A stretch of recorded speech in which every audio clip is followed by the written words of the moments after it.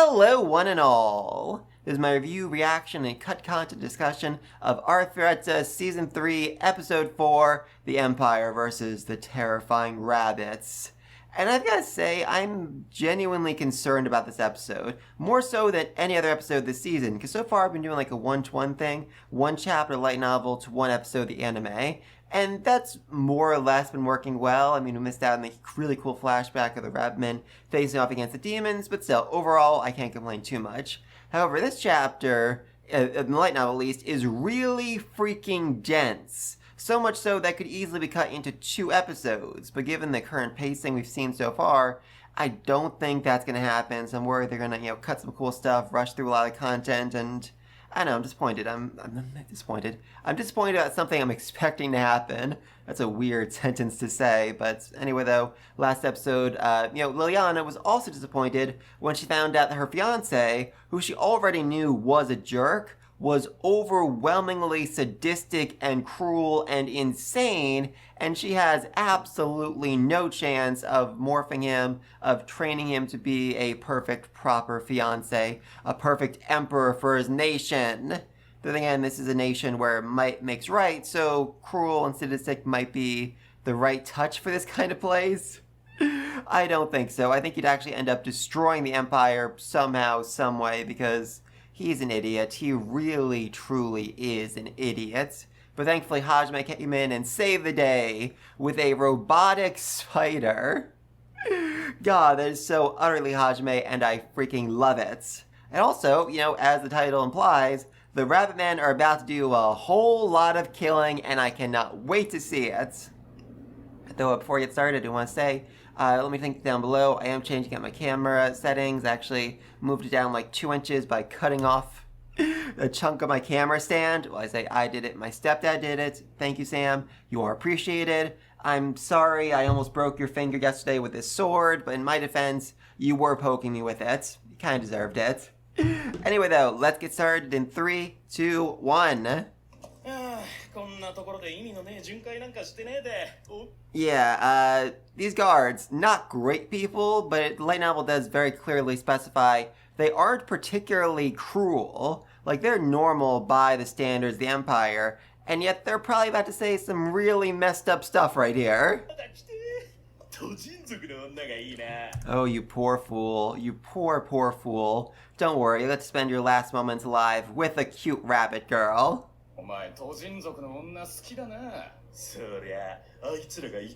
That is a truly, truly unnerving line. They taste the best. I actually want to vomit hearing that. Okay, so yeah, they're actually way worse in the light novel.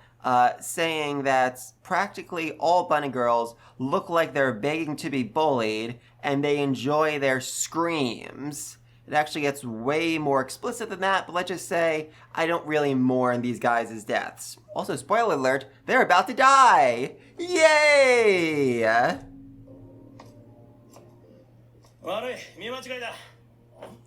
Yes, it was Liliana, the fierce wind. Sorry, dude, your buddy's dead. That's what you get for being such a crummy nation. Holy mother. Oh, that blood splatter. Oh, that was fantastic right there. Wow.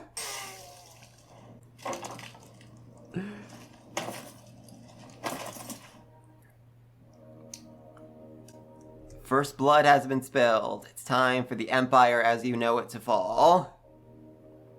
I love it. They're bunny ninjas. They're bunny ninjas. They're so cute and so terrifying. Oh, yeah, a lot of decapitations this night. And you might feel bad for these soldiers, but also, let's not forget, this is a nation of slavery. This is a nation literally of bullying the weak. So therefore, they're kind of getting what they deserve. They're weak, therefore they're getting bullied. That is, oh, that's Hajime's robot, I guess. That's really freaky design. Okay, so this is a different way of doing it, of basically communicating with the spiders. It wasn't actually specified how they're communicating. It was some sort of telepathic equipment that Hajime built, but using the spiders is really cool. You know, I do wonder if we're going to get a new opening after this episode, because, I mean, this opening is entirely focused on the Rabbitmen, Liliana. I mean, Eri does make an appearance as is freed, but they're definitely not the focus, so I wonder if that is going to end up changing this episode, or after this episode, I mean. Very curious. Anyway, though, episode 4, the Empire versus the strongest Rabbitmen. Yeah, so this is the big party for Liliana, announcing her engagement to Crown Prince Bias. And of course, you know, Yui just had to wear a freaking wedding dress to this party, because of course she freaking did. God, I love it. Oh, that was the other thing the Rabbitmen did. They didn't kill all the guards. They killed a lot of them, but they just basically just drugged all the sleeping guards to make sure that they slept through this entire freaking revolution. God, how ticked must they be in the morning to find out, oh, I missed it? I slept through all of that? Well, I guess I'm alive, so yay? Amazing.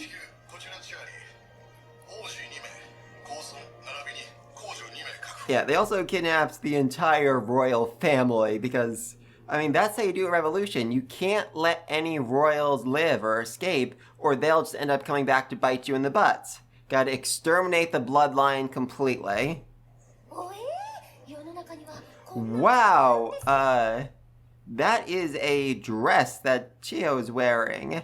I don't recall it being that explicit in the light novel, but it honestly kind of looks like bondage gear to me.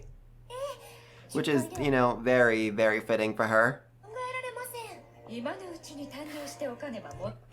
I love they took so much effort into drawing this food. It's amazing. I guess it does, Lionel did mention how good the food is. Like, I mean, this is the freaking Empire announcing the engagement of the Crown Prince. Of course they're gonna go all out for this. And of course they are crazy rich and powerful, so they can afford to.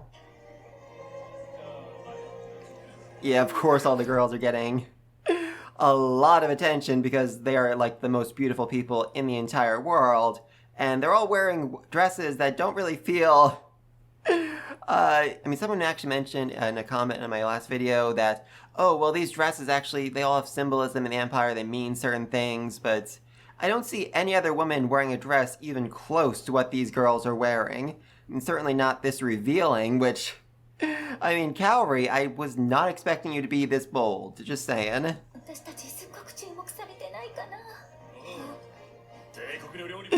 And of course the two idiots are just stuffing their faces in the background. I love their inclusion, you know, sometimes.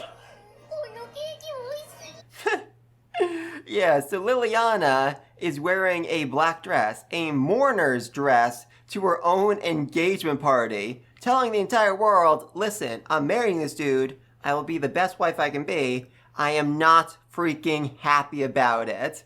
And this is just such a bold and insane decision that all of Bias's other fiancés, concubines, whatever, I mean, they were planning on bullying Liliana for taking the top spot of first wife. But after they saw this, they're like, yeah, you know what? We're good. Girl, you do you. We're just gonna stay really freaking far away. That's how insane of a decision this actually is. Yeah, they're commenting. Oh, that is... It is a beautiful dress, though, I will say. She looks really good in it. And of course, there's murmuring. She even has a black crown to boot. Oh, that's amazing. Yeah, well, of course he does. I might mention in my last video, but the poison that Hajime injected into him, it didn't kill him, unfortunately, but it did leave him fully and completely numb in his nether regions. So yeah, that is not something he's particularly happy about. And for now, at least, Liliana's able to more or less control him by saying, hey, if you do what I say, I'll introduce you to the guy who can actually fix you, who can actually cure you.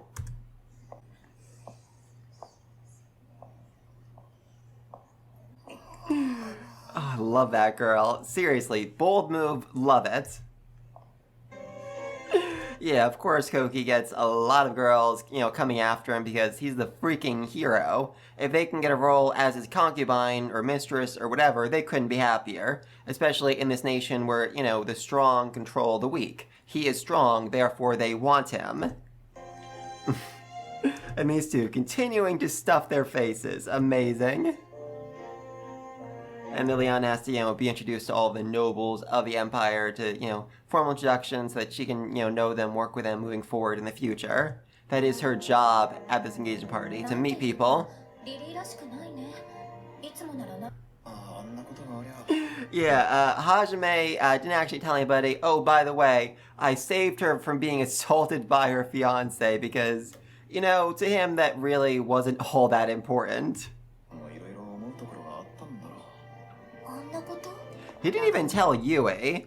Also, gotta love Shizuku, like, you did something to Lily, you did something awful to her, what was it? Hajime's like, I saved her from being assaulted, you jerk. I actually did something nice here, don't be mean to me. Yeah, seriously, that side eye, it's beautiful. That is entirely true. Seriously, almost everything strange currently happening in the world is a direct result of Hajime's actions.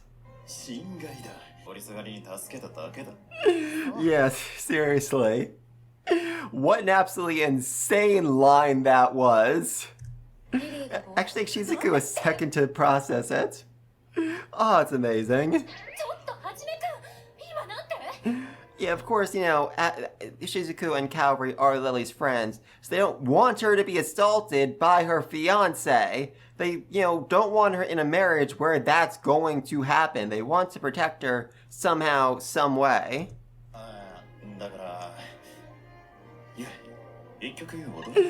And Hajime's like, yeah, this is too complicated to explain. I'm just gonna dance with the girl I love. What more could I possibly want? I love that you can very clearly see that all of his fingers, are guns. He can shoot things out of them. That's such an insane edgelord robot arm, and I love it. Aw, such a pretty dress. Oh, Shizuku, she wants to get involved too. She's feeling a little left out. That was not in the light novel, and I love it. Yeah, seriously. Shizuku actually wore, the least conspicuous dress she could find so that she can kind of, not stand out and kind of just hide in the crowd. The person who mentioned the dress having meaning last episode, I think they actually said that her dress is, wanting to be married or something. That's what it symbolized. I need to go back and double check the comment, but I think that's what they said. Yeah, everyone is watching Hajime and Yui. They are the stars of this. They can, everyone in the room can just feel how madly in love they are with one another, and it basically becomes their party. It's all about them. Which, that is a smooth move to end on. Good for you, Hajime!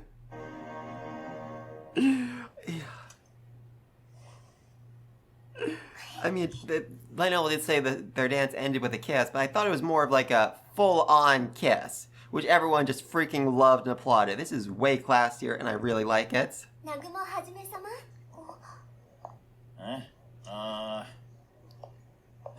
Yeah, really. Now Yui's about to go at him, which I absolutely love. Yeah, really. Even Yui's like, come on, dude, it's her party. Just dance with her. Which, seriously, when Yui tells Hajime to do something, when Yui tells Hajime he's in the wrong, that means he is really, really in the wrong, and he needs to listen to her. Also, there's something I forgot to mention in my last video, but when Tio and Yui found out that Liliana was going to marry the crown prince, they both gave her a nod of understanding because they were both princesses. They knew from a very young age that, okay, whoever I marry won't be somebody I love, rather be somebody who is politically advantageous to my people, to the royal family, to all of that. And so I think because of that, because there is that connection of like, oh yeah, we are shared royalty, Yui does actually really like Liana. She understands where she's coming from, and she appreciates the effort that she's putting into being the perfect princess. Just like, Yui put the effort into being the best princess and leader of her people she could be.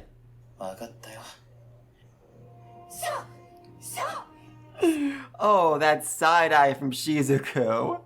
She wants to get on this. She wants to dance with Hajime so freaking badly, but she just can't admit it. Yeah. Also, I think we're going to see this in a second, but in the light novel, it was just said, like, oh, Tio won whatever contest it was they used to decide, and then as Hajime was literally about to take her hand, Liliana came in, and he danced with her instead, which, Tio absolutely loved. There's nothing she likes more than being ignored by Hajime. Yeah, who else would control a robotic spider? Like, seriously, it's either Hajime or the demons have already infiltrated the castle. And I think Hajime is the much, much more likely choice here. Oh yeah, the mana was also crimson. The mana the spider was emanating was crimson, which is the color of Hajime's mana. In fact, in the light novel, when Hajime first frees the Beastmen's slaves, they all comment on how beautiful his mana is, how it's gotten stronger and brighter and more vibrant to everyone who witnesses it.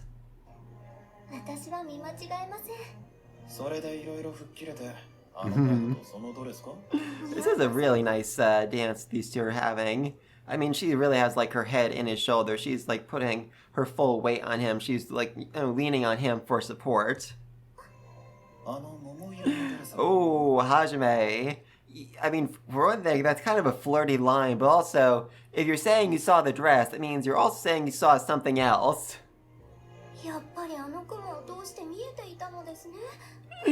Yeah, I mean, her clothes are literally torn off her body. Hajime saw that, so,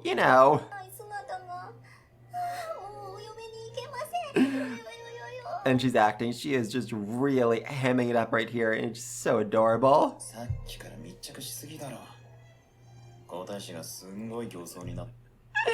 Oh god, I love it. I love how angry he is right now. Oh, that's amazing. Oh yeah, also, forgot to mention, this is a really interesting line in the light novel, which YouTube probably isn't gonna like, but I'm gonna say it anyway. She says, if my fiance is a rapist, I have no obligation to look nice for him.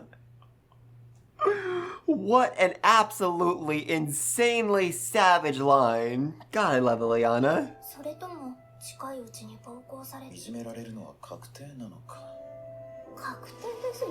Oh, she is really getting handsy with him, literally in front of her fiance.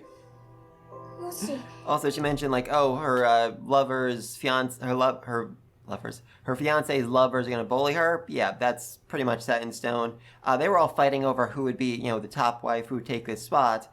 And then Liana comes in, and because she is the princess of a powerful nation, she immediately got that spot that they were all fighting for. So now they're all just kind of basically going to unite to try and bully and possibly murder her.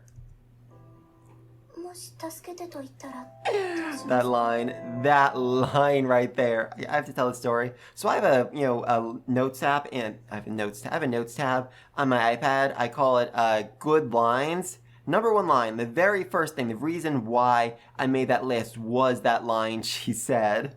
If I asked you to save me, would you? She hadn't meant to say it out loud. Amazing. I loved it so much. It literally gave me chills the first time I heard it. Oh.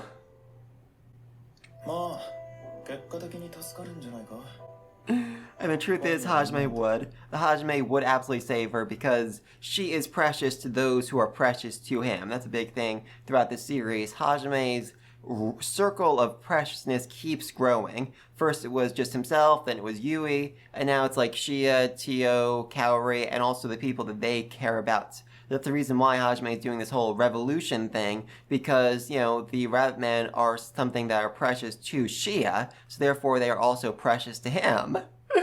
Also, just this line right here. The Empire might be over tonight. Holy mother of God above. That is an absolutely insane line for Hajime to say to Liliana. First off, because he could absolutely do that by himself. He could wipe this empire off the face of the planet very easily. And secondly, because Liliana knows nothing about this plan. She's having this whole big emotional moment like, oh God, I have to marry this man to protect the alliance between our nations. And Hajime's like, yeah, don't worry about that. Your whole, petty little problem thing, I'm going to deal with that basically just accidentally. It's going to be a side effect to my bigger, grander plan right here. It is so insane, and I love it.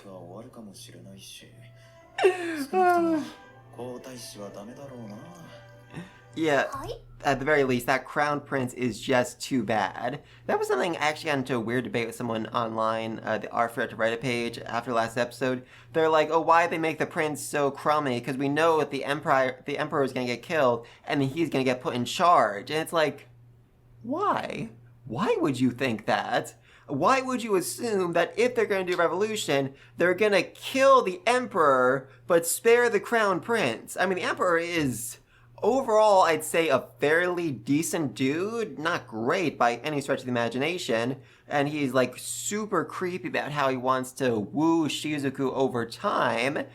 But still, he is a million miles better than Bias. He is way more disciplined. He's way more calm, cool, collected. He is a much better leader than, the crown prince. So I felt like that was an insane argument to have. But anyway, though, yeah, Liliana, you're about to find out that all your problems are just, gonna go away. Hi? Yeah, what? What more can you say than that? Oh, I mean, that's flirty. That is definitely flirty from Hajime right there.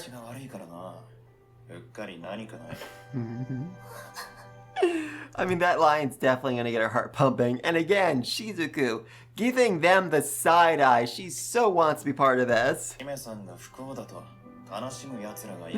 also love just how they're framing that, Yeah, Kaori Shizuku, they will be sad if she's in despair. So of course Hajime will save her to, protect their feelings. Also, Liliana, I think you're fully, ignoring the part Hajime said about the empire falling. You're more concerned about flirting with Hajime than you are the fate of the nation that is your strongest ally. It is actually said that Liliana's smile is so bright and just wonderful that Hajime is charmed a little bit. I mean, he understands that, okay, this girl might have feelings for me, but if she does, I have no plans of reciprocating. I have no plans of even acknowledging her advancements, because that's how I'm going to handle things. That's how I handle all the women who are in love with me, who I pretend not to notice. Yeah, like I said, Tio's the one who actually won the next dance with Hajime, and he fully ignored her to dance with Liliana, and Tio just loved that so much.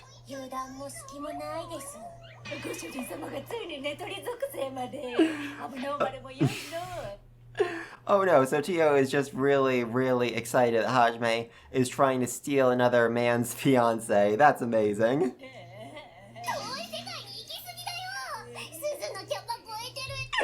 And Suzu is losing her mind. Also, there's a scene in the light novel, this volume earlier though, where Tio told Suzu that she could become a masochist if she really put her heart and soul into it.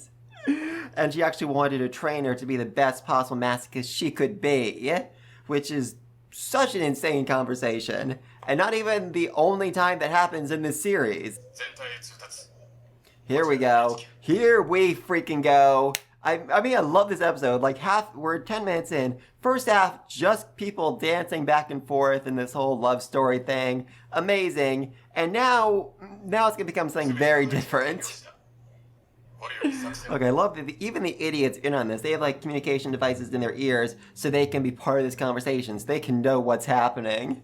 It really is hilarious that they're just, okay with this. So Koki, who's against murder under any circumstances, is just kind of being okay, so a lot of people are being killed right now, and I'm trying to be okay with that. Because I know if I complain, Hajime will kill me. There we go. Yeah, she is ready. She is ready to go absolutely freaking nuts here, and I love it. Yeah, Hajime basically like, for now, for tonight, you are not part of my party, you are just part of the Halia tribe. You are fighting for the Halia tribe and the Halia tribe alone. So go freaking nuts. Such a smile, such a wonderful smile on her face. And everyone in this room is just smiling and happy and dancing, and they have no idea what's coming for them. Alright, so we got 10 minutes left. I don't know if they can do the whole revolution thing here, but even if they have to rush it a little bit, I am glad they spent the time on the people, you know, dancing, all of that. Those are some really important moments. They're really nice moments. I'm just really glad they included them. Time to give a very, very ironic speech. There are absolutely a lot of surprises, and I think he's like, you know, actually looking at Hajime when he says that. Yeah, really? Yeah, they killed a lot of guards, like literally almost every guard in the Imperial capital, except those who were, you know, asleep. So many decapitations. It feels unnecessary. I feel like just slitting their throats would be enough, but it certainly sends a message. That line right there, it's so great. Boss, thank you for pairing the battleground. I mean, they're going into this knowing, okay, there's a good chance we will lose here, but still, we are so grateful we had even the opportunity to do this, the opportunity to freaking try here, and it's all thanks to you. It's all thanks to everything you've done for us.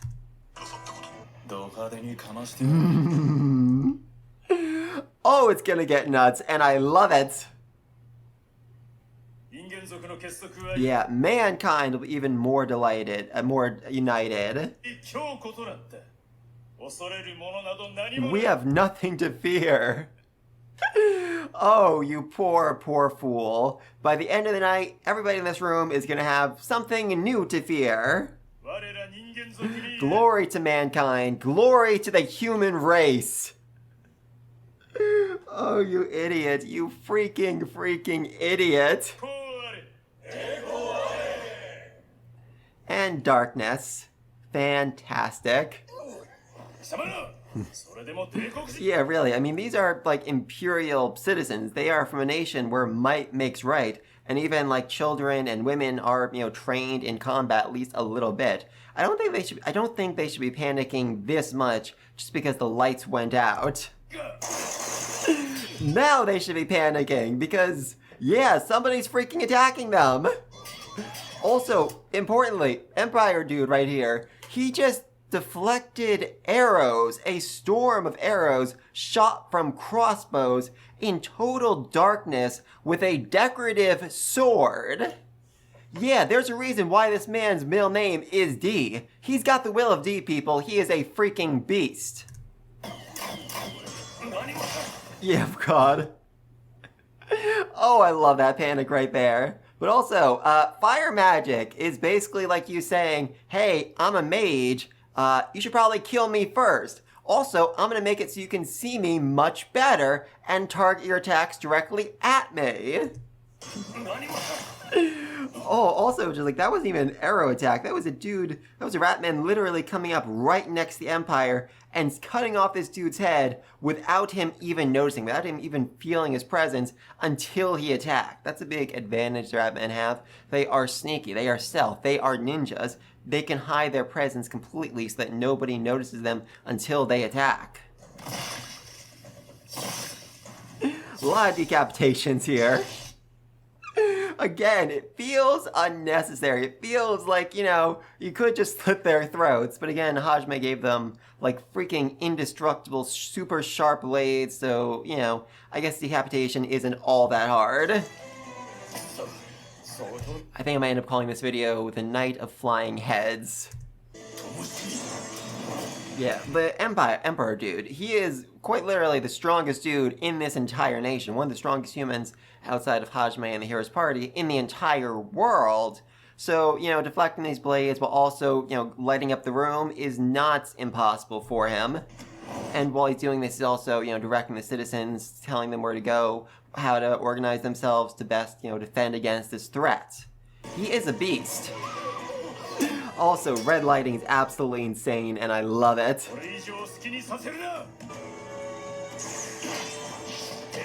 Yeah, he's fighting an army. He's literally fighting an army by himself. That's how insane this dude is. Love how serious Cam is. Yeah, really. The whole point of this is to show the Empire, the power of the Rabbitmen, how truly terrifying a threat they can actually be. Also, by this point in the light novel, they had attacked way more of the nobles in this room, not necessarily killing them, but cutting their tendons and damaging their tongues so they couldn't chant any spells. Yeah, basically everyone, at this point, everyone in the room was on the ground.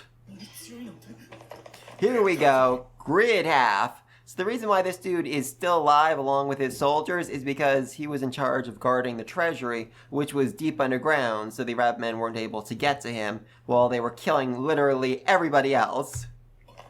Yeah, the other troops, all dead, or, asleep at this point. Yeah, that's actually a really cool thing. The Empire actually has a cool, magical artifact on his person at all times that is basically like a panic button. He can press it, and everybody comes running. And in this case, he pressed it in a certain way. It's like, hey, super duper serious emergency, please come right away, right freaking now stats. And now it's time for Shea to have her revenge. Huzzah!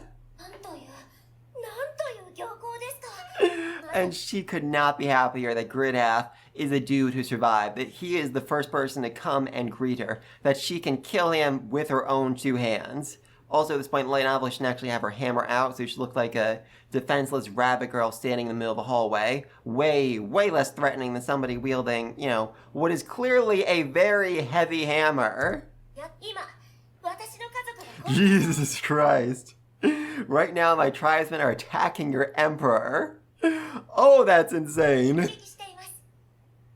He does actually try to. This is something important in the light novel. He is a much better soldier. Like when he talks to Shea earlier, it's like, hey, what happened to my men? Why did they never come out of the, gorge after they chased after you? And even now, he's like, okay, you know what? I can't focus on her. I gotta focus on the Emperor. I gotta just walk past her right now and just run and protect the Empire. She can wait for later. Oh, bad move. Oh, bad move. Yeah, it's at this point he realizes, okay, I might be in trouble. Right in the wall. Right into the freaking wall. Love how easily she swings that hammer around. I mean, it clearly has weight. You can hear it through the way it moves. You can see it in the way she holds it. But she also just swings it like it's made of freaking paper. Just really emphasizing how insanely broken she is. I am that's actually a really interesting line.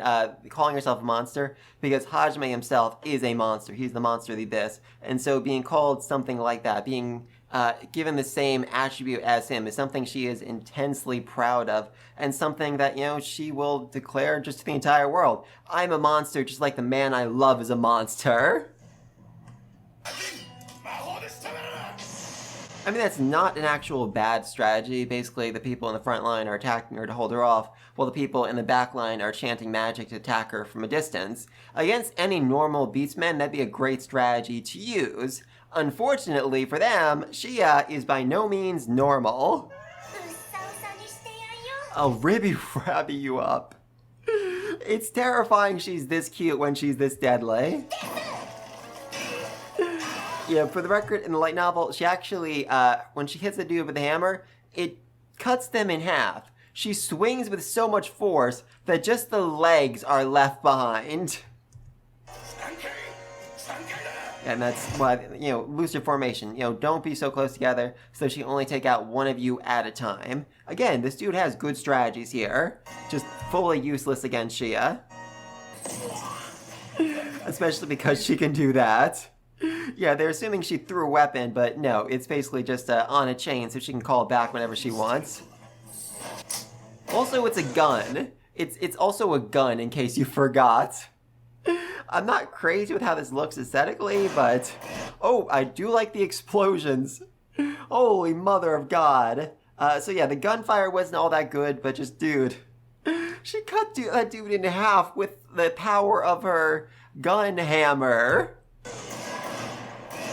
That dude fully decapitated. Or not... Is it decapitated when your head explodes off your body? I thought decapitated meant like your head was removed from your body. Curious. Oh, that's what she meant. Light Novel said she caught the blade with the heel of her shoe, and I was very curious what that actually meant. Like she stomped on the ground, but no, she did a full leg kick to catch the sword. Because of freaking course she did. Oh, that's amazing. Oh, begging for mercy is not going to help. Because remember when you were chasing after her and the Rabbitmen, they all begged for mercy, and what'd you do again? What'd you do? Oh, that's right! You killed the men and the elderly to scare them so they'd be more likely to surrender! That was a bad move on your part. That was a very, very bad move on your part. Especially because his entire motivation for this was to capture Shea so that he could have his way with her while his men watched. Yeah, maybe this empire shouldn't exist anymore. Maybe it should just, fall tonight. That's probably like the, smart move on everybody's part. There we go. There we freaking go.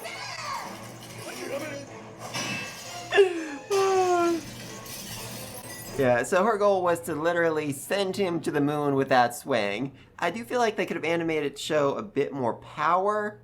I don't know, that felt like a little weak to me. Overall, this is a pretty good fight, but the animation was only really mid for me. I definitely think this fight could have been done a little bit better. I mean, this is Shea's big moment here, Yeah, this is all to avenge the... Again, this is something that goes back into her backstory that we didn't really see in the first season all that well. And I was hoping we'd see more this season, but sadly no. Okay, so essentially, she was born able to manipulate mana directly, and Beastmen as a whole can't manipulate mana, at all. So by the rules of the nation of Verbagon, the nation of the Beastmen, the Sea of Trees, she should have been executed. But the Halia tribe, they're big on family, they're big on, the whole tribe is a family. So they basically fully isolated themselves from every other tribe, from the entire rest of the Beastmen, to try and hide Shea's existence, until one day they found her, and the entire tribe had to flee to, avoid being executed by their fellow Beastmen, only to walk out of the Sea of Trees and immediately come across Gridhalf and his entire platoon of soldiers who chased after them, killed a bunch of them, and basically just led them into the Rising Gorge, where Shea ended up meeting Hajime. So yeah, Shea feels a lot of guilt over all of that, but now she feels like a weight has been lifted off her shoulder because she's finally gotten her revenge. Good for her. Yeah, God above. A lot of dead soldiers in this room right now. And even with all of this, the Emperor is still coming out on top. Even with all the planning and prep work they've done, they still can't really scratch this dude. Also, importantly, in the light novel, they use a flashbang on him, so he is blind and deaf for most of this fight, and they still can't beat him. That is how insanely broken this dude is. Seriously, he is stronger than Koki, he's probably stronger than Shizuku. He is a goddamn beast. Okay, so, and in the light novel, they actually did manage to hit him a few times with the arrows, and it was those arrows that actually poisoned him. But spraying a paralytical poison, I guess that works too. I do prefer, poison arrows. I think that's a cooler use than just oh yeah, we drugged you. We drugged the entire room, the air, a couple minutes ago. Yeah, there we go. He can't fight back anymore. He can't, he's done. Oh, God. That has gotta hurt. Also important to point out that at this point in the light novel, pretty much all the nobles in the room have had their tendons cut, and they're bleeding out on the ground, fully unable to do anything at all. Spotlight. The spotlight is such a perfect... Oh, it just really frames the scene so well. Really emphasizes what's going on. And 3 idiots are staying quiet. Good for them. Oh yeah, poor Liliana. She was told about none of this. Again, the Empire is their strongest alliance. Even if she doesn't like how they run things, she does kind of need them not to be wiped out here and now. Okay, so there we go. We actually give the D here. They didn't give the D when they first showed him. But yeah, he has the freaking will of D. That's the reason why he's able to fight for so freaking long against such an overwhelming force. Oh, there we go, yeah. Forgot about this for a second. So the reason why the rest of the noblemen in this room haven't been killed so far is because they are all hostages, and whenever the emperor doesn't, speak in a way the Rabbitmen like, they're gonna suffer for it. Yeah, there we go. There we go. Also, not particularly happy that, like, all the soldiers are these, like, super bland dudes with a helmet on. That feels a little bit cheap to me. Yeah, so basically every single member of the royal family now has one of these oath of vows on them right now, and if the emperor breaks the promise he's about to make to the Rabbitmen, the entire royal family will be wiped off the face of the earth. They will all die immediately. So yeah, the Rabbitmen are essentially holding the entire royal family, and by extension, the entire empire hostage. Oh, that's amazing. Yeah, dude, you gotta stop disobeying the Rabbitmen or more people are going to freaking die. There we go. There we freaking go.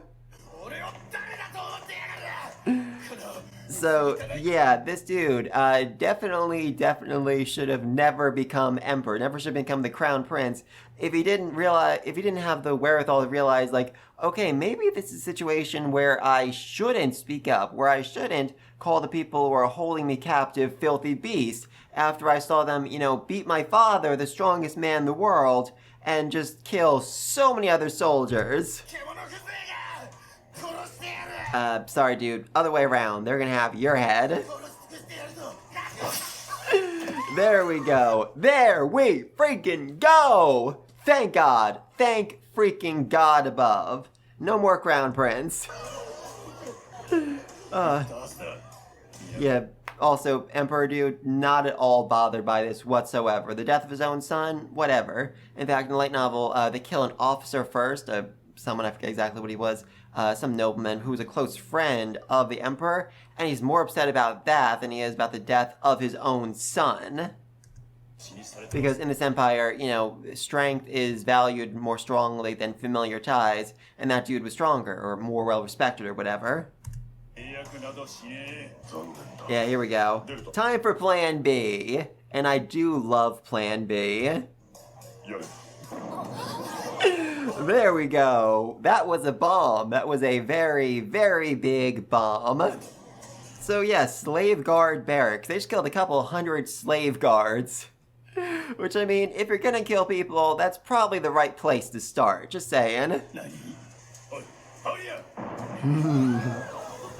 Now that was a slightly different target. Actually, in the light novel, it was a hospital. A military hospital. Or at least that's what they said. I think it was actually just the bridge leading to the castle. But he said it was a military hospital just to really freak out the Emperor. Do you have a request? Yeah, dude, where would you like us to blow up next? That's insane. Again, I really do appreciate the three idiots are staying quiet about all of this while they're watching, literal freaking terrorism happen.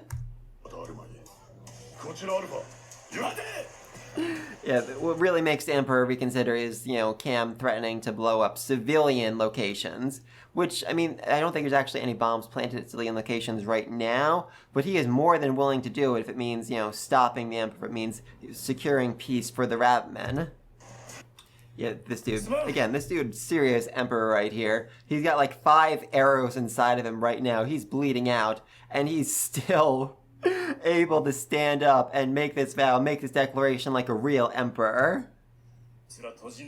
And he really can't even be too mad about all this, because the rule of the Emperor is, strength makes right, and they are stronger than him. They beat him, therefore they are in the right. Yep, Shea finished, killing all the soldiers who came to save the Emperor. And now it's time to reunite with Hajime. Actually, in the light novel, Shea's smile is described as being more free and caring and brighter than he's ever seen it before. That she is finally, free of the shackles of the guilt and all that, and she can move on. And Hajime is charmed. He's wowed. His heart beats a little bit faster to Shea for one of the first times ever. I mean, yes, that's actually very true. Yes, they do have a treaty right now, but it is only a treaty. Emperor can find a loophole in it, or he could find, someone else take over for him to become the new emperor and have them change the laws instead. What Hajime did right here is basically buy them time. Time to get new Rabbitmen to join the cause, to train them up to become assassins, to become Halia, so that when the emperor does eventually, turn on them somehow, some way, they'll be ready for the real, actual war down the road. Also, everybody smiling here is just, really weird to me. Like, Liliana, you just saw your, fiancé get decapitated. I know you didn't like him, but that's a interesting smile right there. And Koki, you were literally standing in a room full of corpses. Like, you lost your mind when Hajime killed one person, and now you're surrounded by hundreds of them, and you're just, fully cool with that? Same with Suzu. I mean, Suzu's smile is so bright right here. Despite all the horrors. This feels like such a weird scene for these guys. I mean, Ryutaro, I get a smile. I think he'd actually be really cool with what Hajime did right here. He's a big fan of, strength and action movies and all that, so this is like watching Die Hard for him. He's thrilled. He's absolutely freaking thrilled. Here we go. Here Hajime goes. Oh, I love this porch. I'm so glad they kept it. Yeah, there's a pause after he says the light novel where everyone's just like, the boss just praises, the boss just praises, the boss just praises. Ah! The boss praised us! Ah! And they all lose their freaking minds.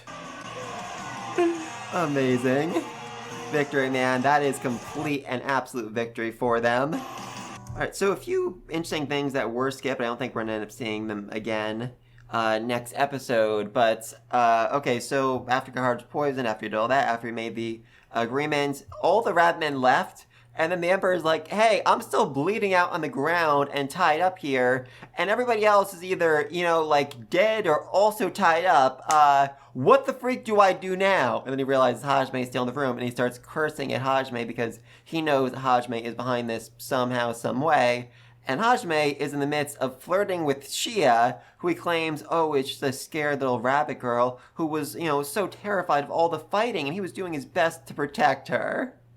Which is a lie. Obviously, everybody in the room knows it's a lie, and the Emperor actually needs to spend quite a bit of time convincing them not to try and murder him because they are so ticked, they are so angry at him. And then once they all agree not to murder him, Hajime has Kaori step in and heal everybody all at once with Aether Flow, the strongest healing spell in existence, which she casts instantly, which, is not how magic works. That spell takes like a dozen people chanting for several minutes to cast it, and she did it by herself in a second, to which the Emperor says, I give up. Even your healers are monsters. Love that line. Anyway, though, then Hajime, gets him up, and the next day they go free all the slaves. Yeah, that's another thing, actually. The deal they made is, okay, you have to free all the slaves in a day. By tomorrow, all those slaves need to be out of the Empire, or at least out of the capital city of the Empire. Which is just so absolutely insane, but we might actually end up seeing that next episode, because it is actually a pretty good scene. I would really like to have the anime that. But alright, let's talk about this episode. Alright, so first half, literally no complaints. They kept in everything I was hoping for, except probably the mention that, the Crown Prince is, fully numb in his nether regions. I mean, that would have been a great line to mention, but, Liliana, she looked fantastic in her dress. She looked great dancing with Hajime. I loved Yui telling Hajime to dance with her. Oh my god, Yui and Hajime dancing with that bow at the end is so absolutely perfect. This is all amazing. This is all so freaking good.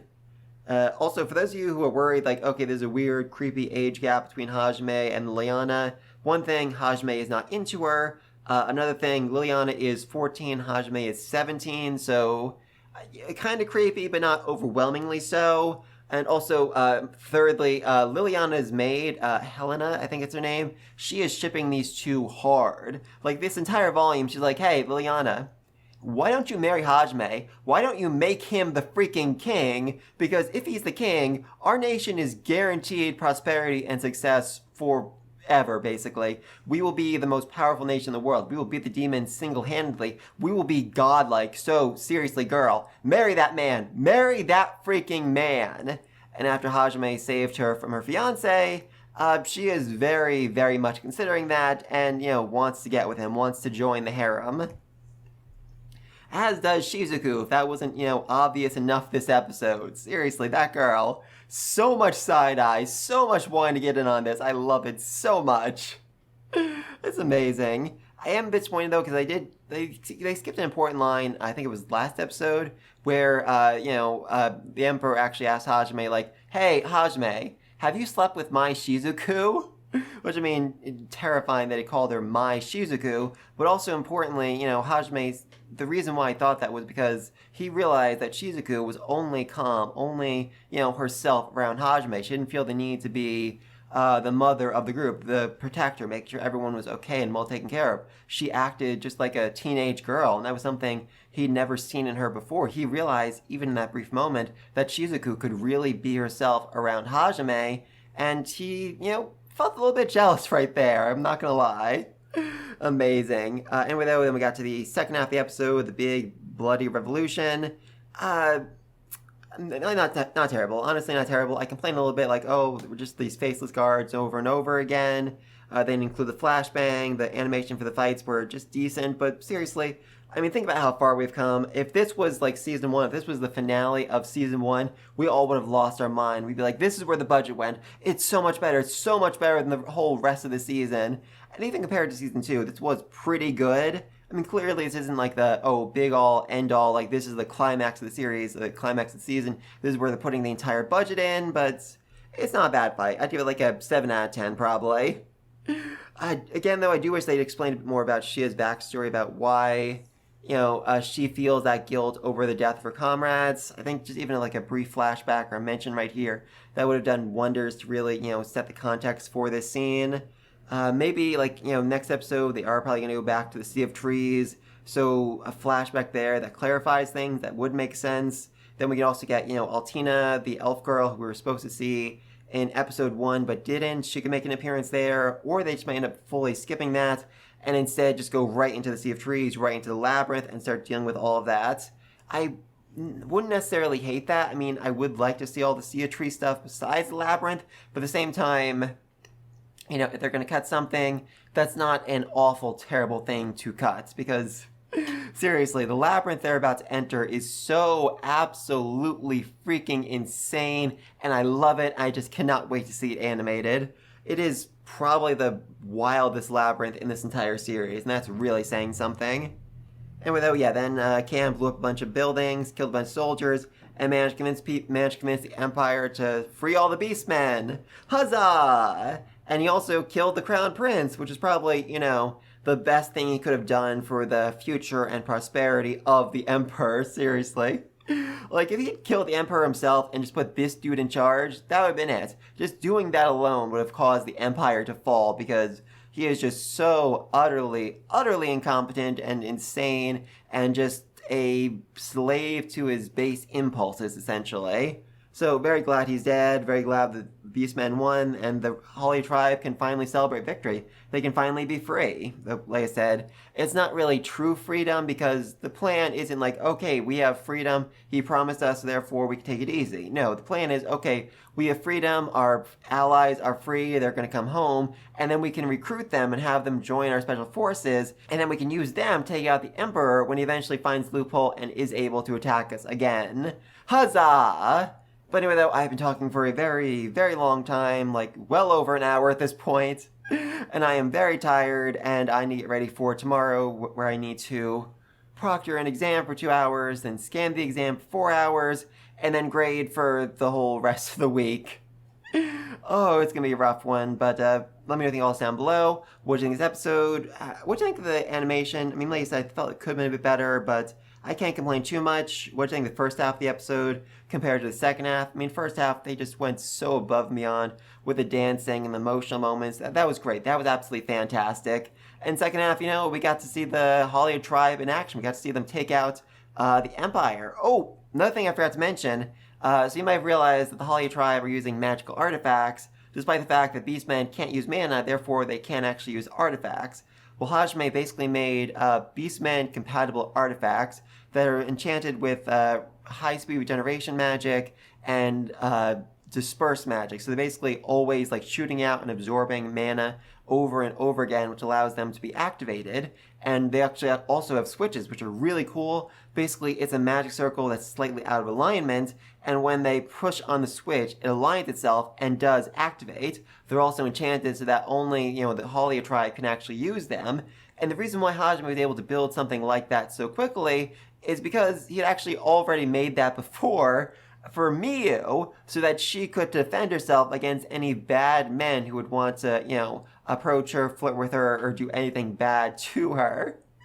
So yes, this entire empire fell. Well, the emperor himself was enslaved because Hajime is an overprotective father.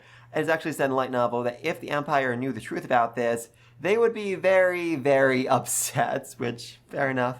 But anyway, though, please let me think all this down below. And until next time, peace.